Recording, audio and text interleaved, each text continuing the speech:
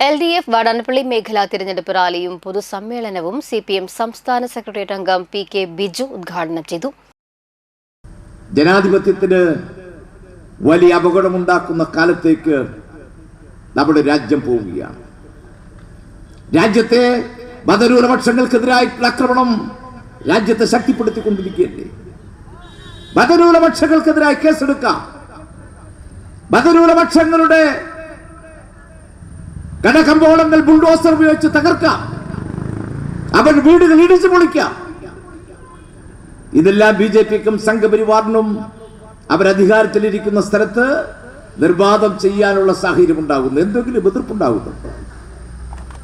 ഈ രാജ്യത്തെ കോൺഗ്രസ് രാജ്യത്തെ പ്രധാനപ്പെട്ട രാഷ്ട്രീയ കക്ഷിയല്ലേ. BJPയുടെയും സംഘപരിവാറിന്റെയും അജണ്ടക്കെതിരായിട്ടുള്ള പ്രതിഷേധം രാജ്യത്ത് എവിടെയെങ്കിലും ഉണ്ടോ? കോൺഗ്രസിന്റെ നേതൃത്വത്തിൽ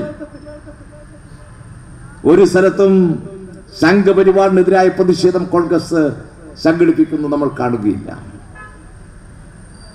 ആ സംഘപരിവാറിനൊപ്പം അണിചേരാനുള്ള വ്യഗ്രതയാണ് കോൺഗ്രസ് നേതാക്കന്മാർക്ക്.